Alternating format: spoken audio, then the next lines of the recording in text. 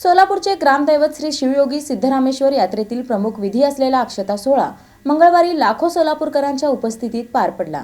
ध्वनिक्षेपकावरून कानी पडणारे भक्तिगीत, भाविकांमधून होणारा हर्र बोला हर्रचा जयघोष, भक्तांच्या मुखी चाललेला सिद्धरामाचा जप अन लाखो भाविकांनी उसळलेल्या भक्तिसागरात मंगळवारी दुपारी 1:33 अक्षता सोहळा पार पडला। 5 वेळा संमती वाचनात मानकरी सुहास शेटे यांनी सत्यम सत्यम दिड्डम दिड्डम उच्चारताच दिशा दिशांनी अक्षता बरसल्या। त्यानंतर मानाचे 7ही नंदीध्वजांसह पालखी मिरवणूक 68 लिंगांच्या प्रदक्षिणेसाठी पुढे मार्गस्थ झाली।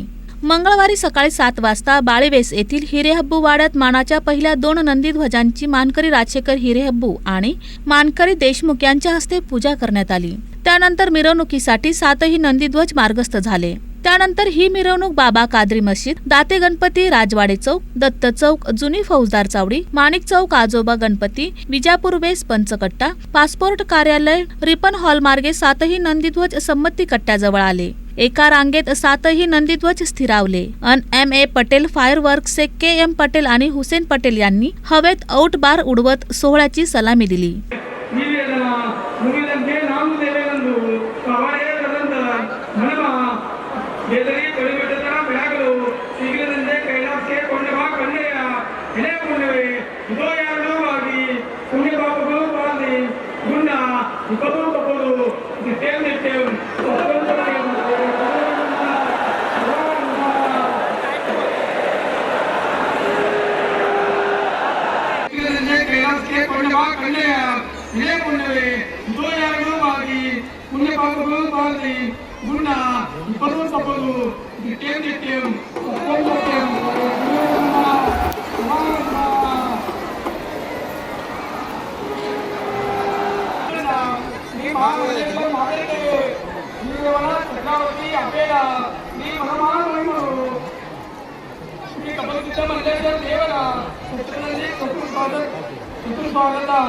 जमलेला लाखो भाविकांच्या उपस्थितीत अक्षता सोहळा देखणा अन नेत्रदीपक ठरला। पालकमंत्री जयकुमार गोरे, खासदार प्रणिती शिंदे, आमदार विजयकुमार देशमुख, आमदार सचिन कल्याण शेट्टी, आमदार देवेंद्र कोठे, माजी आमदार सिद्धाराम मेत्रे, माजी खासदार डॉ. जयसिद्धेश्वर शिवाचार्य, नरसिंग मेंगजी, पालिका आयुक्त डॉ. सचिन ओंबासे, पोलीस आयुक्त M. राजकुमार, पोलीस अधीक्षक अतुल कुलकर्णी यांच्यासह विविध क्षेत्रांमधील मान्यवर उपस्थित होते। मंगळवारी योग समाधीस गुळ, लिंबू, गाजर, चिक्कू, पेरू, बोर ऊसाची सजावट करण्यात आली। योग समाधी समोर आकर्षक रांगोळी साकारण्यात आली होती। धनधान्यांनी सजवलेल्या योग समाधीचे दर्शन घेण्यासाठी भाविकांनी मोठी गर्दी केली होती।